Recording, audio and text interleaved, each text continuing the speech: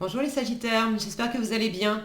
On va découvrir ensemble vos énergies pour la deuxième quinzaine d'octobre du 16 au 31. Gardez bien à l'esprit que ce sont des énergies générales, c'est comme une sorte de météo et vous seuls décidez de ce que vous en faites. Donc prenez uniquement ce qui résonne pour vous et laissez le reste. Je vous invite également à consulter les vidéos de votre ascendant et des autres signes de votre thème astral pour compléter ces informations.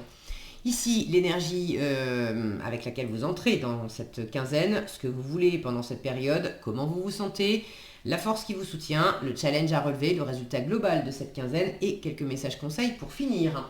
Les jeux que j'utilise pour ce tirage sont le Dream Keeper Tarot et les messages du tarot des anges gardiens. Vous retrouvez sous chaque vidéo en description tous les tarots et oracles qui sont régulièrement utilisés sur cette chaîne, ainsi que le lien pour les guidances personnalisées. Alors, vous avez le 4 d'épée, le 7 de bâton, l'as de denier, la roue de fortune, je vais y arriver, l'impératrice et le 5 de bâton pour finir. Alors, il y a peut-être soit il y a quelques frictions, quelques accrochages avec l'environnement, parce que vous avez besoin avec votre entourage, avec certaines personnes dans votre entourage. Il y a un peu de rivalité, il y a un peu de compétition, on est quelques tensions. Si c'est pas avec votre entourage, c'est intérieurement, en vous-même. Vous vous sentez un peu sur la défensive, vous vous sentez un peu en conflit intérieur et probablement parce que il y a un manque de confiance en vous, une petite voix qui vous dit que vous n'êtes pas vraiment légitime pour ceci ou pour cela, que vous n'avez pas autant d'expérience ou autant de compétences que vous voulez bien le montrer, qu'à un moment l'environnement va s'en rendre compte. Alors je dis pas que c'est une réalité, mais pour certains c'est le discours que vous tenez, c'est les énergies dans lesquelles vous vous sentez. Donc vous bataillez un petit peu avec vous-même. Alors, vous entrez dans cette quinzaine avec un 4 d'épée. Rien de très actif dans ce 4 d'épée, au contraire, c'est du repos. Alors, est-ce que c'est un repos forcé? Est-ce que c'est un repos désiré parce que vraiment vous êtes crevé, vous étiez sous tension, peut-être aussi le fait de mettre le mental au repos, de réfléchir moins. Le 4 de bâton, c'est d'épée, pardon. Le 4, c'est de la stabilité. Donc là, on a vraiment cette notion de mettre le mental au repos, de mettre le mental au repos pour écouter cette lune en fait, c'est-à-dire l'intuition. Et j'ai deux visages dans ce ciel étoilé, là j'ai deux visages. Alors la notion de relation à l'autre, il y a quelque chose à reposer, à laisser reposer dans la notion de relation à l'autre. Et votre intuition vous guide probablement pour les comportements à avoir ou au contraire à laisser tomber, les bons mots, les moments où c'est bien de communiquer, les moments où il vaut mieux se taire. J'ai la notion de rapport à l'autre dans le 7 de bâton, dans le 5 de bâton. Et alors, la roue de fortune n'est pas spécifiquement une carte qui me parle de relation à l'autre, mais c'est l'image qui m'interpelle.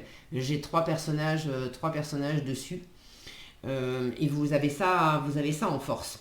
Donc dans la relation à l'autre, il y a quelque chose à la fois qui vous porte et en même temps une énergie où vous êtes sur la défensive, où ça bataille un peu. Alors c'est peut-être pas avec les mêmes personnes. Dans quelle mesure vous entrez dans cette quinzaine à avoir besoin de vous reposer parce que ça a bataillé et ça bataille peut-être encore avec certaines personnes.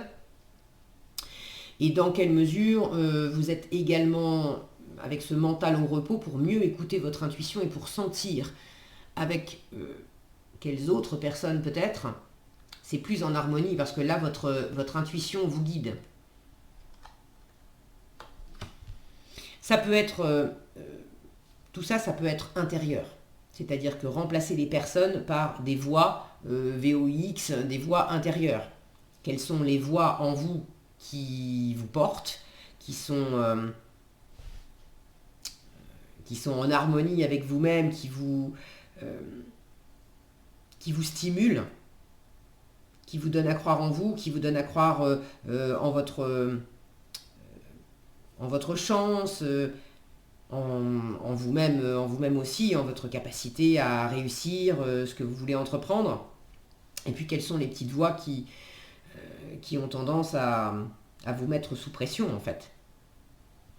Alors ce que vous voulez pendant cette quinzaine, 7 de bâton, vous voulez à la fois défendre des acquis, vous ne voulez pas vous laisser faire s'il y a effectivement des personnes ou des voix intérieures qui vous mettent des bâtons dans les roues, qui vous cherchent des coups dans la tête, qui vous malmènent un petit peu, qui ne croient pas en vous. Vous ne voulez pas vous laisser faire. Le 7 de bâton, il consolide la victoire précédemment remportée avec le 6 de bâton. Donc, vous avez probablement donné de votre personne pour réussir quelque chose, pour passer une épreuve, pour obtenir un résultat qui vous a demandé des efforts. Vous avez réussi. Et là, il n'est pas question de revenir en arrière, il n'est pas question de laisser des personnes venir vous fatiguer davantage, ou vous dire que vous avez fait ça pour rien, ou vous saper le moral d'une façon ou d'une autre. Donc, il y a celles et ceux d'entre vous qui veulent vraiment consolider une victoire et ne pas se laisser atteindre, abattre par effectivement des circonstances extérieures qui les malmènent un petit peu.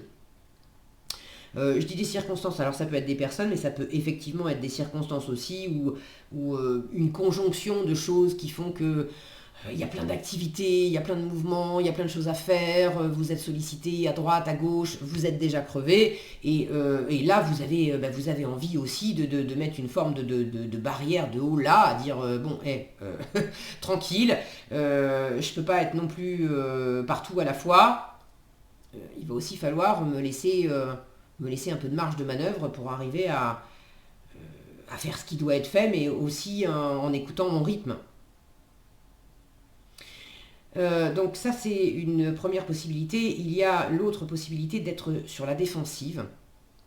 Et ça ne veut pas nécessairement dire que vous êtes malmené, qu'on vous en veut, ou qu'on vous critique, ou qu'on ne croit pas en vous. En revanche, ça peut être quelque chose que vous ressentez. Vous avez l'impression que vous êtes jugé. Vous avez l'impression qu'on ne vous comprend pas. Vous avez l'impression qu'on vous malmène. Vous avez l'impression qu'on se ligue d'une façon ou d'une autre contre vous. Là, il y a quelque chose à assainir. Regardez cette tête d'oiseau. Les oiseaux, c'est de la communication. Et là, j'ai un masque. Dans quelle mesure il y a besoin de vous défendre? Parce qu'il y a des échanges qui sont pas sains, qui sont pas vrais. Qui porte un masque? Est-ce que c'est l'environnement? Est-ce que c'est vous par moment? Pour vous protéger justement, en vous mettant dans ces énergies défensives. Et si vous vous reconnaissez là-dedans, vous avez envie de dépasser ça aussi. Il y a à la fois, je le ressens dans un conflit intérieur, comme ça, avec ce 5 de bâton en résultat, il y a une part de vous qui dit « si, continue de porter le masque, il faut qu'on se protège, il faut qu'on se défende quelque part. Et puis une autre part de vous qui dit « mais non, tu te rends bien compte qu'en portant un masque, en fait, ça fausse la donne. Et j'ai pas envie de ça. J'ai envie d'être avec des gens où j'ai pas besoin de faire semblant, où j'ai pas besoin de porter de masque. » Alors, si les personnes autour de moi s'il y a certaines personnes avec lesquelles je suis vraiment obligée de mettre un masque, parce que si je me montre exactement tel que je suis, réellement, dans la réalité, je ne suis pas acceptée comme je suis, alors vous forcez pas à mettre un masque, c'est juste que ces personnes-là, elles n'ont rien à faire avec vous. Si elles vous acceptent pas comme vous êtes, pourquoi vous perdez votre temps et votre énergie auprès de ces personnes? Et dans une autre dynamique, c'est peut-être vous qui qui croyez que vous êtes obligé de porter un masque parce qu'on va pas On va pas vous accepter comme vous êtes, mais est-ce que vous avez essayé de laisser tomber le masque? Et peut-être que non. Donc là, en revanche, ça c'est la corde sensible de l'impératrice en challenge, où vous ne vous sentez pas à la hauteur, vous ne pensez pas qu'on va... elle est toute en séduction, cette impératrice, quand elle est bien aspectée. Quand elle est en challenge, elle doute de son pouvoir de séduction, elle doute de son charisme, elle doute de pouvoir porter des projets, elle doute d'être suivie. Elle doute d'avoir les compétences nécessaires. Elle manque de confiance en elle, elle a le syndrome de l'imposteur. Alors tous les sagittaires ne seront pas concernés par ça. Il y a peut-être pour certains une... j'ai pas de carte de coupe qui me parle spécifiquement de domaine amoureux, mais ça peut se décliner dans le domaine amoureux où vous êtes attiré par quelqu'un. Vous êtes quand même dans un état d'esprit avec un as de denier à être résolument tourné sur le début de quelque chose. L'as de denier, c'est une graine. Donc il y a quelque chose de réel, de concret. Ça peut être une rencontre pour certains, ça peut être un nouveau projet de vie, ça peut être une envie de créativité, ça peut être un nouveau job, bref. Mais vous êtes dans cet état d'esprit de laisser éclore dans la matière quelque chose de neuf, quelque chose qui vous va bien, quelque chose qui vous plaît, quelque chose dans lequel vous pouvez vous épanouir et de vous montrer exactement comme vous êtes. Donc pour certains, c'est à travers une rencontre. Et dans cette rencontre, vous doutez de votre pouvoir de séduction.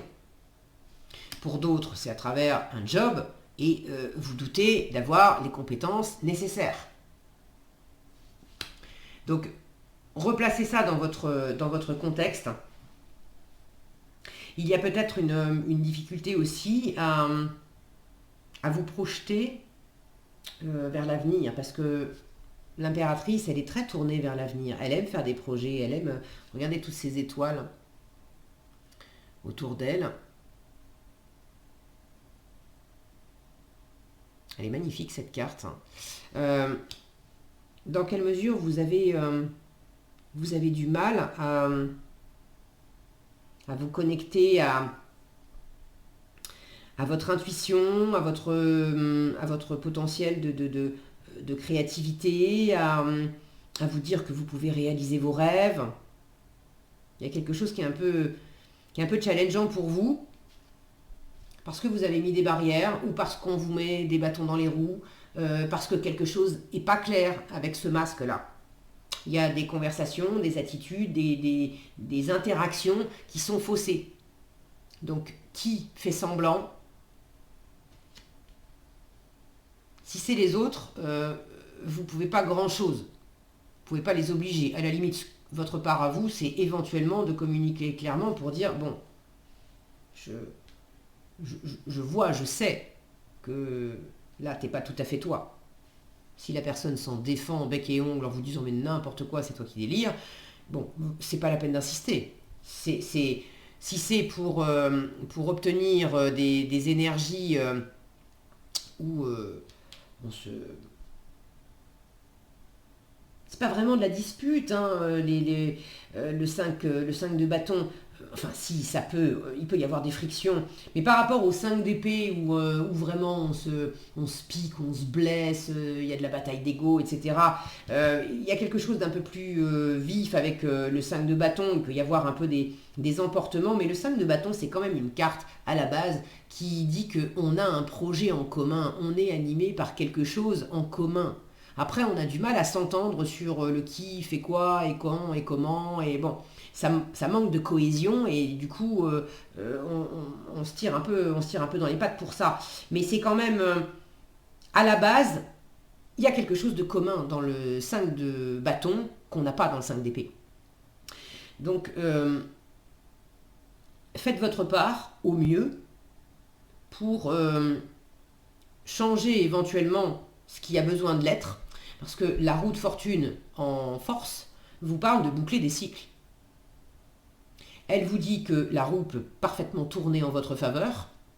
Maintenant, il s'agit aussi, vous, d'être responsable de votre destin et si vous vous rendez compte qu'il y a une part de vous qui se la fait à l'envers à elle-même, qui la fait un peu à l'envers à l'environnement en portant un masque. Bon, il faut aussi prendre vos responsabilités là-dedans et remettre les choses en ordre. Ce découpage-là des personnages fait penser, ils sont découpés en spirale en fait. Donc là où il y avait peut-être un cercle vicieux, c'est de stopper le cercle vicieux pour en faire un cercle vertueux. Donc j'ai aussi au-dessus de ce personnage, j'ai une lune. Toujours pareil, de laisser écouter, enfin de laisser s'exprimer en vous et d'écouter votre créativité, votre intuition. De faire travailler ensemble, en cohésion, les différentes parts de vous, au lieu de les laisser s'affronter.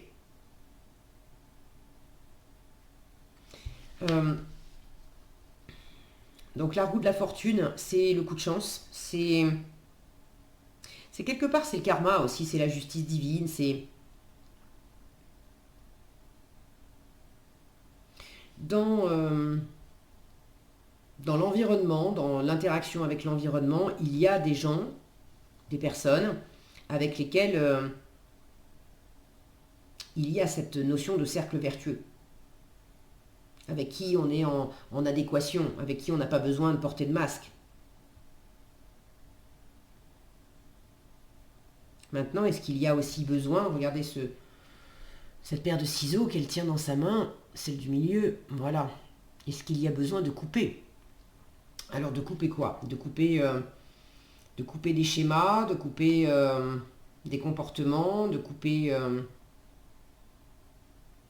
les choses qu'on se raconte, d'en finir avec des salades qu'on se raconte. Alors, regardez, si mon focus veut bien, il faut être patient. C'est vraiment un mini détail. Non, il veut pas. Hein. Ah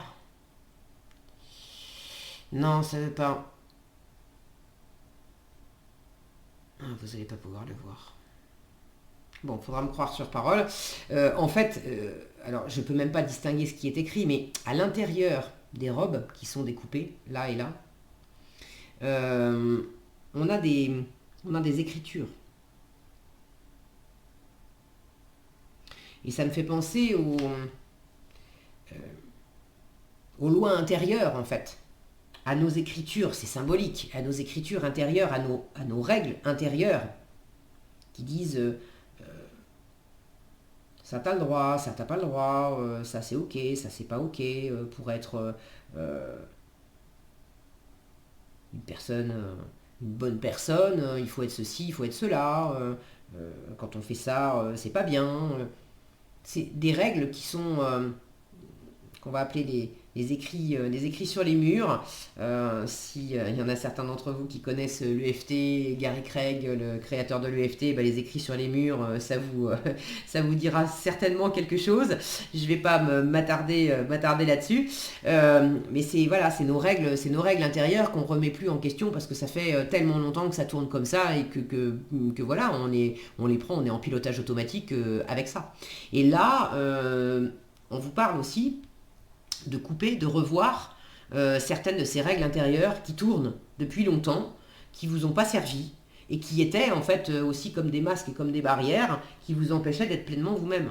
Et vous en avez conscience et vous êtes en train de... vous avez la possibilité pendant cette quinzaine de couper court avec certaines de ces lois intérieures qui ne vous portaient pas.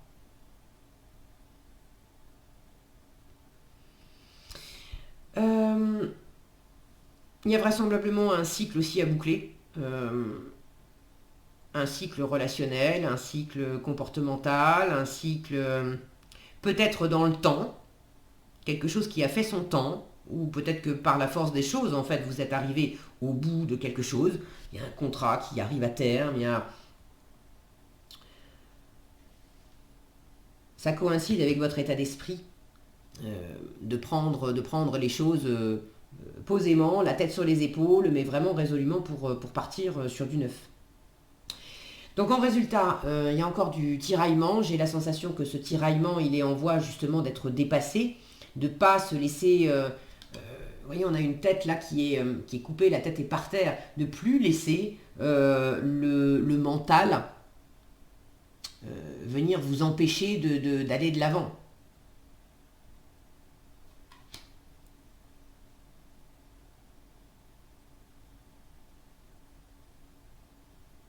Et là encore, j'ai ces deux personnages qui sont proches. C'est comme... c'est marrant, je les sens un peu comme deux sœurs qui pourraient s'accrocher par moments, mais qui finalement s'aiment quand même profondément. Donc en vous, il y a quand même quelque chose qui s'harmonise, qui se dépasse.